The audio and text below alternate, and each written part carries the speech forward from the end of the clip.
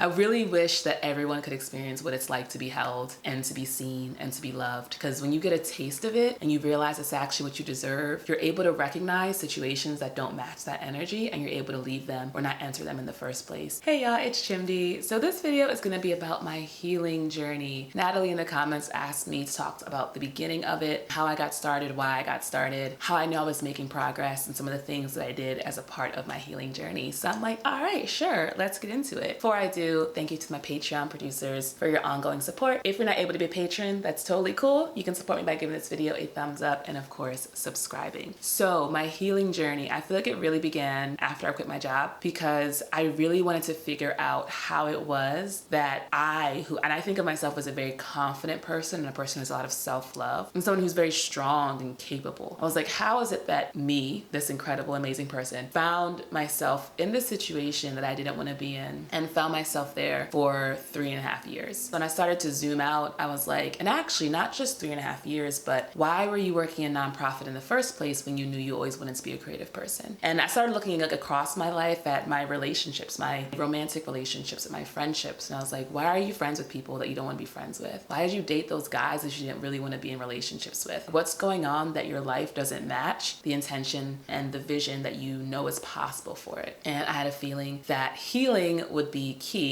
And it wasn't that it was something that I intentionally planned to start. Trauma was not a word that was in my vocabulary. I didn't really think of having problems that needed to be healed. I was one of those people. I was like, I don't have any problems. I'm good. It was actually a friend of mine who sent me this video with Thomas Hubel, who is a modern mystic, and Terry Real, who is a relationship therapist. They did this masterclass about an hour long. I'll link it below. And they talk about how trauma shows up in your intimate relationships. And that was, I actually was taking these daily notes after I first quit my job. I was gonna try to do it every single day and I called it 1 year free. And I actually wrote down the day that I watched that video and it was the same day that I edited the I quit video. So the irony is not lost on me that as I ended that journey, I started this new journey. The video is pretty, if you're not familiar at all with trauma healing or just the idea of how it shows up and realizing that trauma is not like, these big, violent, crazy things, but it's actually whenever you're in a situation where you're overwhelmed and you can't handle it, and instead of being present in it, you have to freeze that experience and then come back to it later when you're ready. That understanding was huge for me, and understanding that there's different versions of me that have adapted to be able to function in the world so that I'm not only,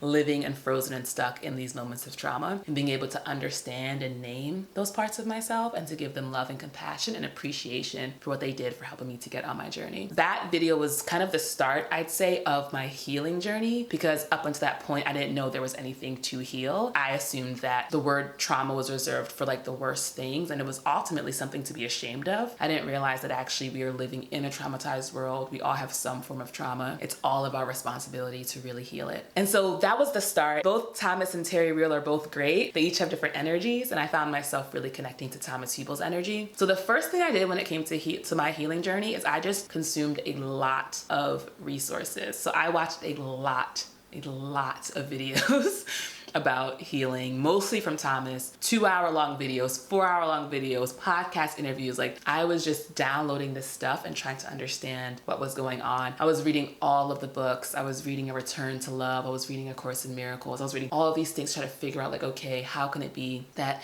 I can sort of not have my life run by all this unconscious trauma, and I can instead live a life that's mine, that I love and that I appreciate, and that, is what I want it to be. Watching a lot of free videos, reading a lot of books, and often you'll find that one will lead to the next. Like, I didn't really research books on healing trauma. I started with Thomas Hubel videos, and then I started seeing other authors and other books and started kind of reading all of these things. What got me to stay in the journey was realizing that, one, this whole time I had been trying to help and heal the world, not really understanding how and why the world is and continues to be the way it is. And so when I was younger, I thought the nonprofit path truly was the way to do it. I thought through legislation, through passing laws, that really was the way. Advocacy, I thought that is the way to make change in our world. And of course, I worked in that area for years and years and years, and I got very disillusioned, and I realized that wasn't really the answer. And also secretly, but I really just wanted to do media stuff, but I use this as my sort of justification. I was like, actually, it's media that makes all the difference when it comes to changing our world, because the stories we tell, the ideas we have about ourselves really shifts what is possible, what we think is possible, who we help, who we say deserves help. So if we can tell different kinds kinds of stories, if we can have different kinds of people being the center of these stories, that can really shift the way we distribute resources and the way we take care of our world and our planet and all that stuff. So that's how I sort of justified my love and passion for media. And then ultimately, of course,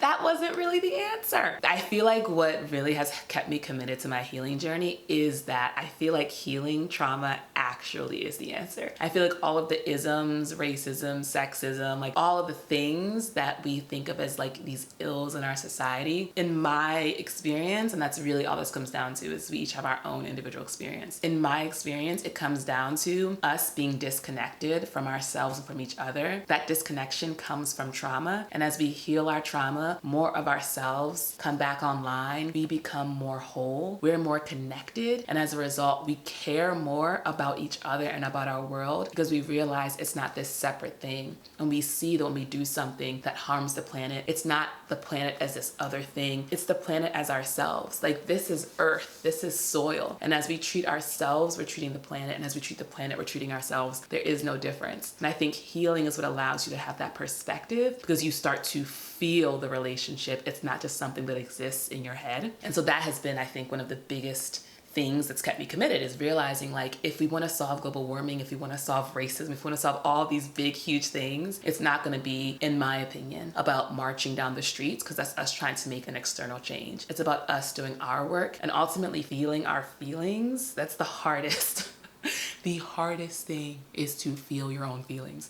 But when you do, you allow yourself to be whole again. And that gives you all the energy and all the resources to then actually show up and create things that make the world a more beautiful, more lovely place. So in terms of what I did, after consuming a bunch of content and realizing, like, yes, I'm very committed to this path, I realized that I needed to surround myself and deepen my investment. So the first way I did it was by joining the Mystic Cafe. So this is a program led by Thomas Hubel, and it's literally a group of people. We meet every month, and Thomas gives us some teaching around healing, and then people ask questions, and he sort of talks to them about whatever thing they're going through, and he really models in real time all of these ideas that I'm talking about, right? Like, he shows you in real time how people go from being in one state, accessing these parts of themselves, feeling, releasing it, and then coming, like, you see people come alive in real time. It is very, very cool. So that was my introduction. I joined them, and I still join about, it's once a month that those calls are. And it's pretty cool. It's like calls of like 400, 500 people all over the world who are all committed to healing. It's very, very powerful. And when I started my healing journey, which I'd say was about a year ago, they were opening up the Timeless Wisdom training. So this is a 2-year program, and it's focused on healing personal, collective, and ancestral trauma. At the time, having a very scattershot approach to my healing journey, just kind of reading random books, trying random meditations, joining random communities. Like, I had a bunch of different people talking, and usually it made sense and it was all the same, but sometimes I'd hear things that, like, some of that makes sense, but some of it doesn't, and I just really didn't have like leadership and guidance, and I didn't have the sort of holding and support that I really needed. I still have never had a therapist this whole time, y'all, and I think it's because I knew that the sort of stuff that I was dealing with, I would want a really big container to hold it. Like, it felt like a lot, the trauma that I was just starting to realize was there, and I was like, I'm gonna need a very big container to hold this. And so when the Timeless Wisdom was offered, I made a video about this, sort of my journey to joining the Timeless Wisdom training, because at first I was gung-ho. I was like, yes, let's do it, because part of me had that approach that I took to a lot of things, which I know now is related to drama, of like, I'm an achiever, so I want to be the best at this, I want to get this done fast, I want to get this, I want to check this off, like, boom, healed my trauma, we're good. And so I kind of went in with that approach initially, then obviously that's not how it works.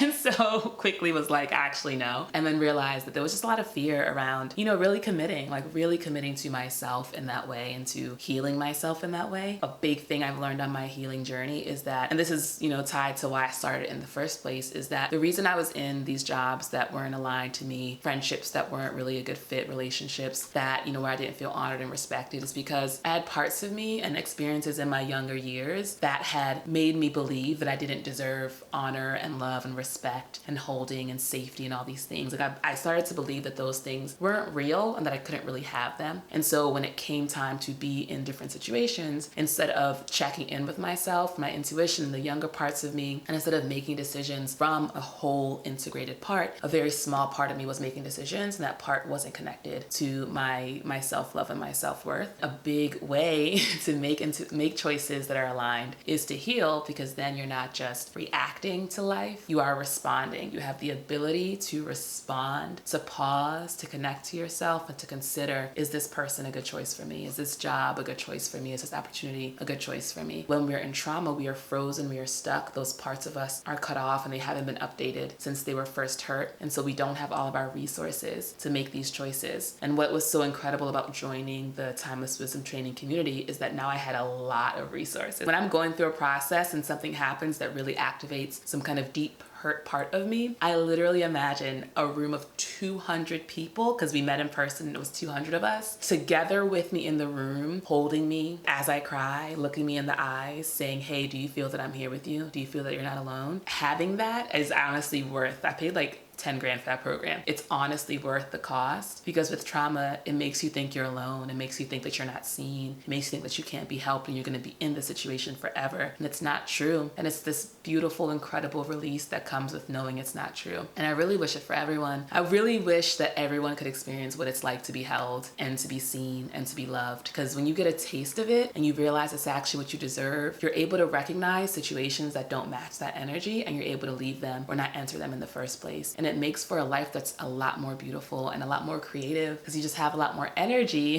to spend doing what you want to do. And I think that's honestly the biggest advertisement for healing, is that you spend more of your life living it on your own terms. I was watching an Abraham Hicks video, and I don't know if this was actually in the video or something someone sent to me. I think it was my friend Helen. She actually sent it to me. It said, everyone has their own ideas of what's right and what's wrong. So the thing to do is to look at their actual life. Like, who's actually living a joyful life? Who's actually happy and thriving? Whose energy feels good? Whose energy do you want to be around? That is the key. Look to see who is living and feeling how you want to live and feel. That is who is right for you. Everyone has their own journey, and it's about what is right for you. I hope this is helpful, Natalie. You actually had a question too about like how I knew I was making progress. And it was when I was able to make choices, like I said, that were aligned. It was when I started to feel and wake up every day and be excited about my day and feel grateful and really blessed for my life, and to see the sun and the light and the joy in myself and in others, and to look around and see that I had beautiful support and beautiful community. Yeah, that just things are working out for me. I had a hope for the future, and I had a joy and a contentment about my present. Like, I don't sit in my present thinking this is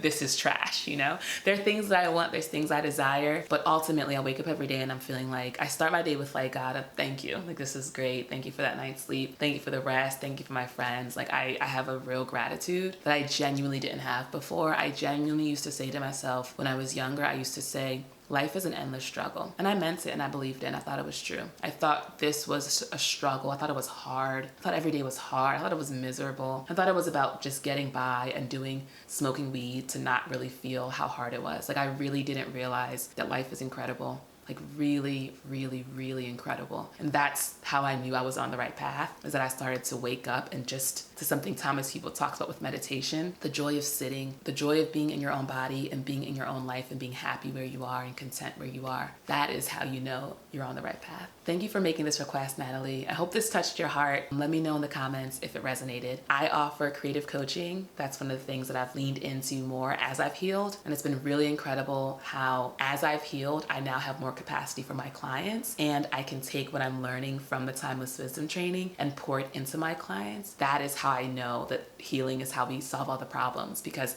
as I heal, I share it with my clients and I watch them heal, and there's literally nothing better. Like, there's genuinely nothing better than embodying a presence and a truth, and in conversation with someone and in holding the truth in your heart with them, they start to see it and feel it, and then their life gets better. It's literally the best thing that's ever, it's actually my favorite thing in the world, and I'm very, very grateful. So if you're interested in coaching, I've got a link below for my Calendly. We can do a free consult call. If you also just have any questions, I have that as well as an option. And I just want to thank you for watching. Thank you for your support. It means a lot.